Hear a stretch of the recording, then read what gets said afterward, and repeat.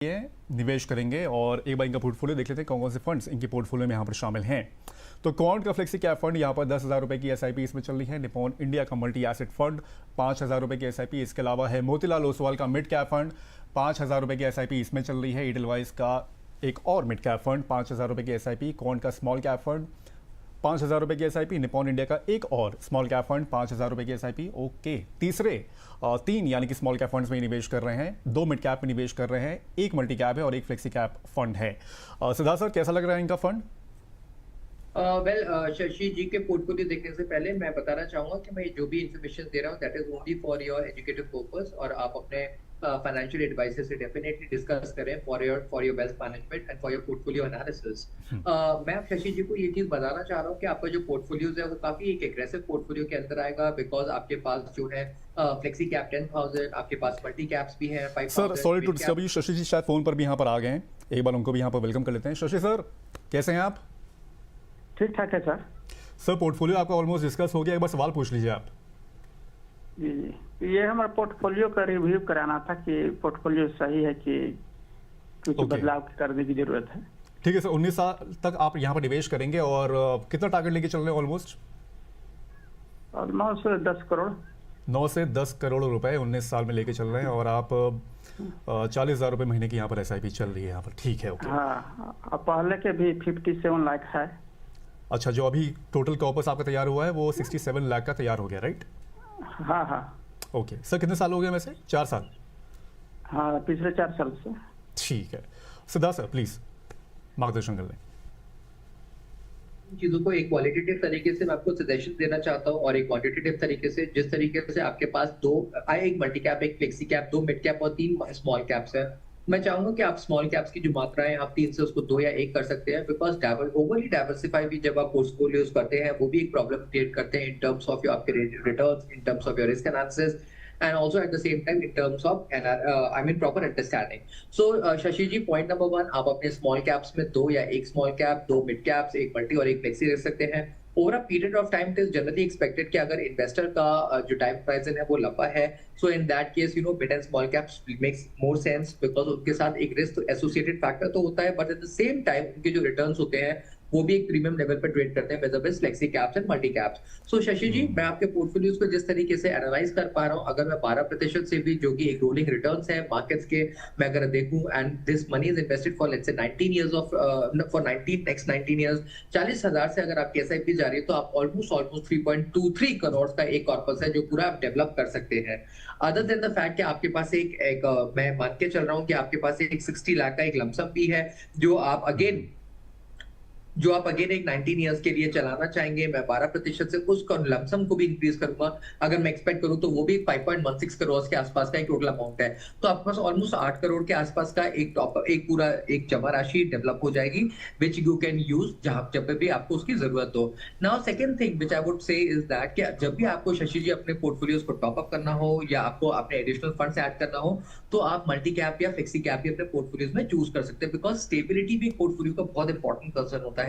जब भी हम रिस्क एंड रिवॉर्ड को एक एनालाइज करते हैं तो हम ये भी देखते हैं कि रिस्क एंड रिवॉर्ड इस तरीके से होना चाहिए कि अगर रिस्क इतना भी ना ले लें कि जो रिवॉर्ड है वो ऑलमोस्ट डिमोटिवेटिंग हो जाए। So I mean Shashi ji, that is all what it is from my side. I wish you all the best. आप अपने पोर्टफोलियोज को कंटिन्यू रखें, डिसिप्लिन इन्वेस्टमेंट्स करते रहें, एसआईपी एज अ स्ट्रेटजी को आप डेफिनेटली फॉलो करें, because that gives you a very very good returns into your portfolios. Sir, small cap 3 है, मिड कैप 2 है, मतलब वो कंटिन्यू कर सकते हैं, कोई दिक्कत नहीं है। ओवरलैपिंग कर लेंगे सर इसमें जो रिस्क होगा वो? हाँ, that is what Abhishek I would say कि आप अपने जो स्मॉल कैप्स हैं उनको आप थोड़ा कम कर दीजिए, not only from the overlapping point of view but also from the analysis point of view in the near future, because ultimately आप ये रियलाइज करेंगे कि आप इनके पास जो एसेट होल्डिंग्स है वो मोर और लेस सेम ही होती है। So that is the reason because of which मैंने इनको स्मॉल कैप्स को कम करने को, ये कंसोलिडेट करने को बोला। ठीक है। शशि जी, वैसे कहाँ से बोल रहे हैं आप? हम रोहतास बिहार से बोल रहे हैं। अरे वाह सर, क्या बात है सर। कोई और डाउट? क्लियर है सब कुछ यहाँ पर? ना ठीक है, क्लियर हो गया sir. Okay sir, thank you so much हमारे साथ जुड़ने के लिए और अपने सवाल यहाँ पर डिस्कस करवाने के लिए sir, thank you so much. चलिए, इसके बाद हम लोग बात करते हैं एक और पोर्टफोलियो। यहाँ पर हैं त्रिपुरारी शंकर जी, इनका हम लोग पोर्टफोलियो थोड़ी देर मिलेंगे, मेरे ख्याल से अभी इनकी कॉल भी शायद आएगी, उसके बाद हम लोग यहाँ पर डिस्कस करेंगे। लेकिन सर क्या लगता है सिद्धार्थ सर, प्रीशियस मेटल्स के अगर एक्सपोजर की बात करें यहाँ पर थोड़ा सा बढ़ाना चाहिए, क्योंकि हम लोग देख रहे हैं कि इक्विटी बाजार भी थोड़ा सा बढ़ रहा है यहाँ पर, कमोडिटी बाजार भी यहाँ पर बढ़ रहा है। कई सारे निवेशक यहाँ पर थोड़े से कंफ्यूज होंगे कि इनकेस अगर मुझे लमसम निवेश यहाँ पर करना है तो इन दोनों में से अभी कहाँ पर निवेश करना चाहिए, क्या सही होगा?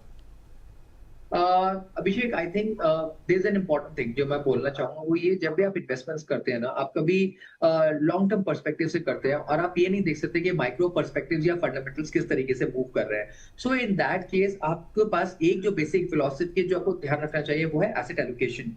और एसेट एलोकेशन जो है वो डेफिनेटली आपके रिस्क प्रोफाइल से बहुत ज्यादा जरूरी, जो दोनों अलाइन करते हैं।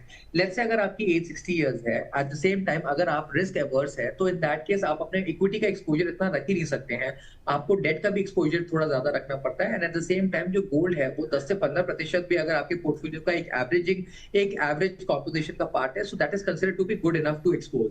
जनरली इन्वेस्टर्स ने जब भी गोल्ड की रैली आती है, सिल्वर की रैली आती है, वो अपना पूरा का पूरा पैसा जब भी गोल्ड एंड सिल्वर के अंदर डाइवर्सिफाई करते हैं, तो वो बहुत ही गेट रिच क्विक या माइक्रो मैनेजमेंट या ट्रेडिंग के पॉइंट ऑफ व्यू से करते हैं, which absolutely goes against the value of investments. So Abhishek, मैं इन्वेस्टर्स को हर बार यही समझाना चाहूंगा, और ये एक फंडामेंटल क्वेश्चन है या एक एनालिसिस है, कि अगर आप अपने रिस्क प्रोफाइल को ध्यान में रखें, अगर आप प्रॉपर एसेट एलोकेशन करें, तब आपको डेफिनेटली ये समझ में आ जाएगा कि मार्केट चाहे ऊपर है, मार्केट्स नीचे है, गोल्ड की वैल्यू या कमोडिटीज की वैल्यू डॉलर इंडेक्स के कंपैरिजन में ऊपर जा रही है या नीचे जा रही है, आपको एक डिसिप्लिन तरीके से इन्वेस्टमेंट्स करना ही है और उस इन्वेस्टमेंट्स को कंटिन्यू करना है। और ध्यान ये देना है कि अगर वो मार्केट सपोर्टिव नहीं है और इन्वेस्टमेंट्स नीचे है, तो आपने इन्वेस्टमेंट्स को कंटिन्यू रखना है, बिकॉज वो एक स्ट्रॉन्ग बाइंग अपॉर्चुनिटी है जहां आप ज्यादा यूनिट्स खरीद सकते हैं, आपकी नैव्स जो है उसको आप एवरेज आउट कर सकते हैं, and eight the same time आप डिफरेंट एसेट क्लासेस में प्रॉपर तरीके से एक्सपोज भी हो सकते हैं। ठीक है। इस बीच एक कॉलर हमारे साथ फोन में यहाँ पर जुड़ गए हैं, त्रिपुरारी जी।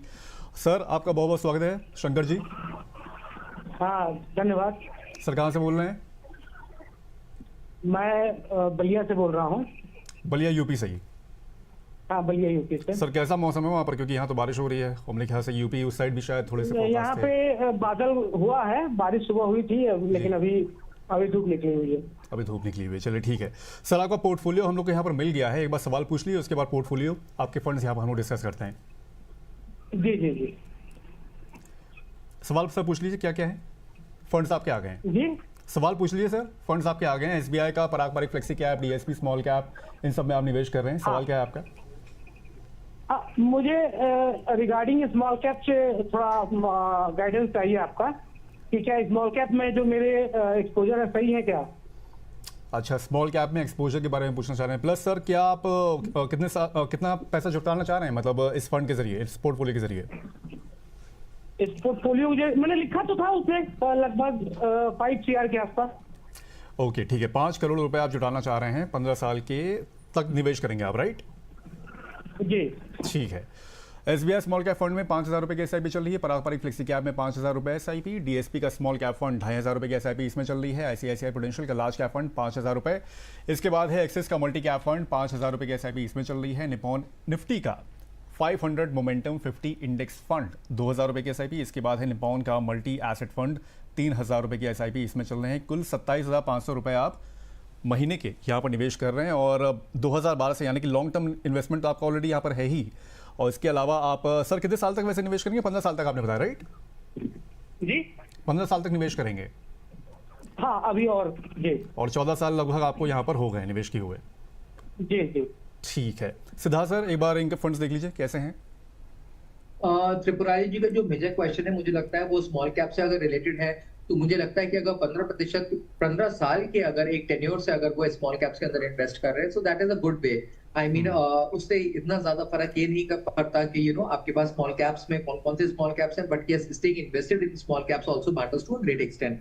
तो मुझे ऐसा लगता है जो फंड जो इन्वेस्टर ने अपने पोर्टफोलियो के अंदर ऑलमोस्ट 7,500 के स्मॉल कैप्स रखे हैं, he should continue with that, because allocation के point of view से in a portfolio of 42,500 अगर 7,500 के भी अगर इनके small cap है, that is considered to be a good composition into the portfolios, yes unnecessary Tripurari ji को मैं ये सजेशन देना चाहूंगा कि वो बहुत ज्यादा ओवर एक्सपोज भी ना हो जाए स्मॉल कैप्स में, बिकॉज वो अपने साथ एक इंट्रिंसिक रिस्क भी लेकर आते हैं। सो त्रिपुरारी जी, आई जस्ट वांट कि आप अपने पोर्टफोलियोज को कंटिन्यू करें। अगर आप अपने पोर्टफोलियोज में एडिशनल टॉपअप्स अगर आप करना चाहते हैं तो उसमें भी आप टॉपअप्स करें। एट दैट केस आप आपके पोर्टफोलियो में मिड कैप मिसिंग है, वो आप अपने पोर्टफोलियो में डेफिनेटली रख सकते हैं in the portfolios. And yes of course, last but not least, आप अपने एसआईपीज को 12 साल के लिए क्योंकि कंटिन्यू करना है तो आप कंटिन्यू करिएगा इवन इफ द 40 लाख का सर इनका कॉर्पस ऑलरेडी वैसे तैयार हो गया है, क्योंकि 14 साल में ये निवेश कर रहे थे ऑलरेडी। करेक्ट। तो मैं आपको फ्यूचरिस्टिकली मैं बस यही डिस्कशन करना चाहता हूँ कि क्योंकि पिछले 2 साल से रिटर्न्स इतने अच्छे नहीं आए, तो आपको डिमोटिवेट नहीं होना है, कंटिन्यू करना है, इन्वेस्टमेंट्स डिसिप्लिन स्ट्रेटजीज को फॉलो करना है